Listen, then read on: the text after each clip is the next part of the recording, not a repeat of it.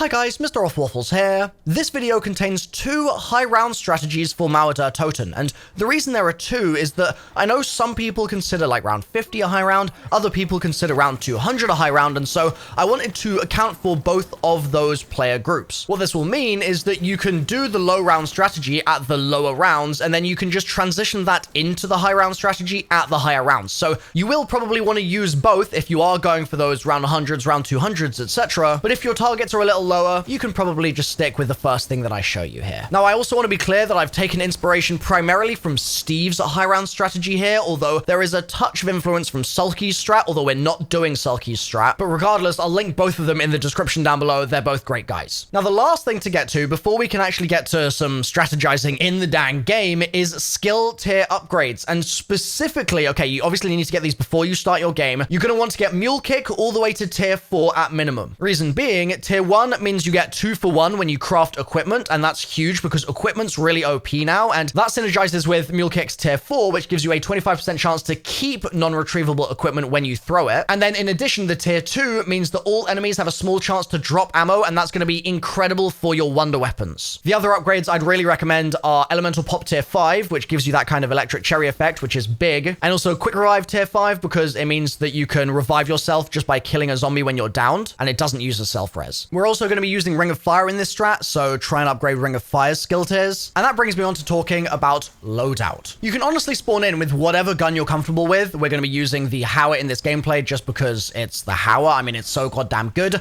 I've got loadout videos for different weapons if you want to try one of my OP loadouts. But honestly, it's not going to matter too much because we're going to be relying mainly on wonder weapons for this, so you're fine with whatever. Now, when you spawn in, there is a door that you have to keep closed, so don't just blindly run through and turn on power and pack-a-punch. You need to keep this door closed between the ghost station and the sewer access. It's vital for the strategy to work, but as long as you keep that door shut, you can basically start doing all the things in the map that you would normally do. So turn on the power and pack-a-punch, and then also on round 10, start working towards the free Cerberus wonder weapon. Now, if you don't know how to do this, I've got a guide for it linked in the description and in the top right-hand corner of the screen. If you wanted, and this is completely optional, you could do the bunny Easter egg at some point to try and get a free ray gun or free Cerberus from that. And the same goes for the Trials machine. You could just hit Trials a bunch to try and get the Cerberus there too. Now, if you get the ray gun from somewhere, don't just discard it. I'm going to be talking mainly about the Cerberus in this video because I can guarantee that you can get one from those methods I just mentioned, but the ray gun's still fantastic, so if you get one of those, definitely keep it. Also, another early game pro tip is if you're feeling like you're a bit low on salvage, make sure to dig in the little dig spots in the death strip because you can get a bunch of salvage for free from there. Once you have your wonder weapon, you're going to want to start camping somewhere and just blasting through those really early rounds. The spot for this that I'm going to be showcasing is here by Wonder Fizz because at early rounds, not at high rounds, but at early rounds, it's just nice and sort of chill and manageable, and it's not the fastest spot in the world, but that's not what we're going for here. We're going for a manageable camping spot for those people that have targets in the 30s, 40s, 50s before we can move on to the true high round strategy. And it does also feel a little bit like the Dori's catwalk, so I feel like it kind of gets bonus points for nostalgia. When you're up there, you're going to want to stand on either the right or left side of the zip line, and I like standing on the left because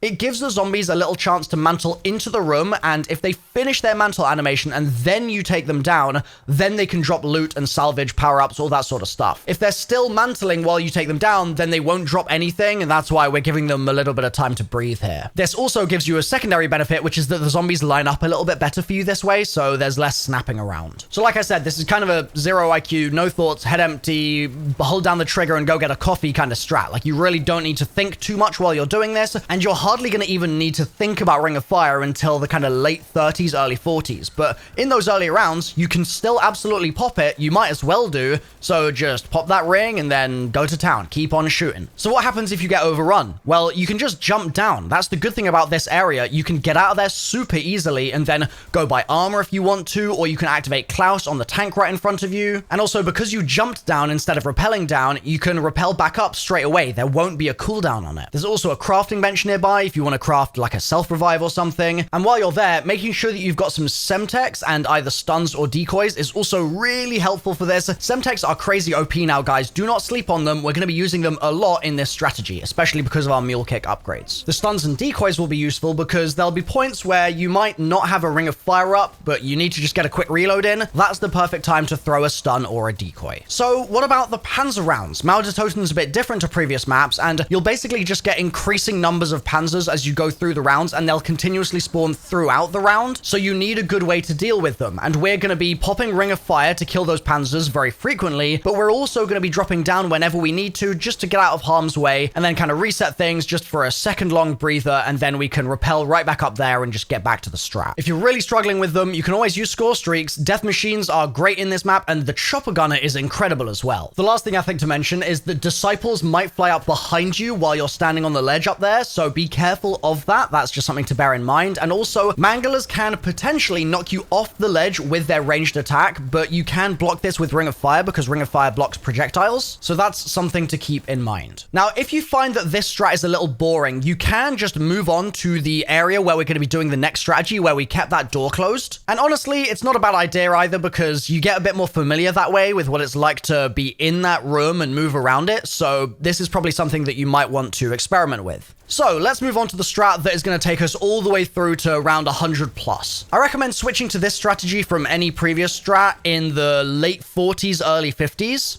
It's obviously going to vary a little bit player to player, but this is what I like to do. The room we're going to be hoarding in has an armor station right nearby and an ammo crate, which is really handy. And there's a crafting bench in power too, if you want to go use that. Semtex and decoys are going to be 100% necessary for this strategy, but zombies are going to drop a lot of those for you, so don't feel like you need to craft every single Semtex that you throw. You're going to want to start your round standing between the armor station and the ammo crate. Run towards the unopened door on the left-hand side and continue, like you can see in the gameplay right here, in a kind of circle around the room. This is going to drag all the zombies that are spawning in around you into a horde, and when they're hoarded up, you can throw a Semtex right in there, and it should take them all down, and this will also keep working at any round. There'll never be a point where your Semtex suddenly stop killing. What the Semtex also does here is recharges your Ring of Fire pretty much completely. You might need 1 or 2 more kills, but it's pretty much going to be active again, and then you can just go to where I'm standing here, to the left of the unopened door, and drop your Ring of Fire against the wall so that it kills any zombies spawning behind you. Then shoot out in front of you and to your right where necessary as well, and make sure that the lane in front of you is mostly clear if possible by the time your Ring of Fire is starting to expire, because it's that lane, that kind of path in front of you that you're going to use to start your little horde again. You'll run out, you'll drag the zombies behind you as you hoard them up, and then you'll Semtex them, get your Ring of Fire charge back, and rinse and repeat. One tip, by the way, if you're finding that it's getting a bit hectic in there or you want a get out of jail free card, is to just keep a few shots missing in your mag at all times, and this is going to allow you to use that elemental pop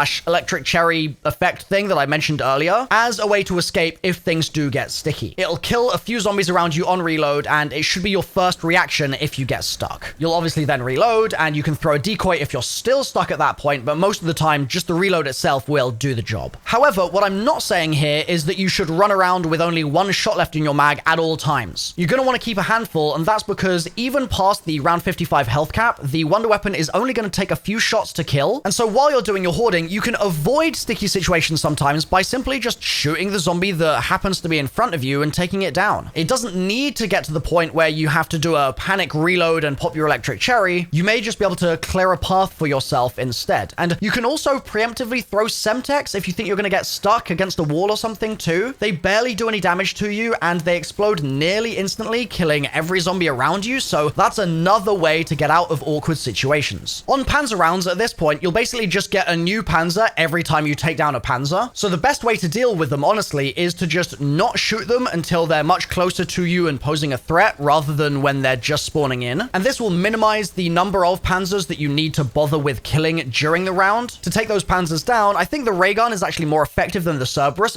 but it's slow at shooting, and it's a bit dangerous because obviously if you've got zombies running at you, the splash damage is going to start hitting you when they get close. So you got to be really careful of that. You can use ray gun when it's the end of the round and you got one Panzer alive, or there are just a few zombies or something, but otherwise I'd probably stick with the Cerberus. You've also got to deal with hybrid rounds where you'll get Manglers and Disciples both spawning in, and this is probably the hardest thing to manage in this strategy because they'll disrupt the horde enough that you won't get easy ring of fires most of the time with your Semtex. So to deal with this, having a death machine on standby is a really good idea, and then you can just take down all the specials that are kind of getting in your way and then basically default back to the regular strat. However, bear in mind that it does take a second to pull out, so it's not the best thing to try and use if you're cornered. Instead, in those situations, just remember you've got your electric cherry and you've got your decoys. So we're using a lot of equipment here. Is there a risk that we run out? And the answer to that is basically no. You can obviously pick up Semtex and decoys that drop from the zombies that you're taking down, and this combined with the buffs that we get from mule kicks, skill tier upgrades, and from the fact that there's a crafting bench really nearby means that you should just have an infinite supply. A tip for making your life easier here is as long as you've got one Semtex and one decoy in your inventory, when you run over all of the stuff that's on the floor when you've killed a bunch of zombies, it will automatically pick up more Semtex and more decoys for you, assuming there are actually some on the floor to pick up. And this basically just means that you don't have to go, oh, is that a frag grenade or is it a Semtex? The game will just auto pick them up as you run over them, whereas if you don't have anything in your inventory, then you will have to manually hold square on it to pick it up and make sure it's the right thing. If you go down, refresh your armor if you get a chance, but you're most likely not going to have an opportunity to do so. And I'm going to be honest with you,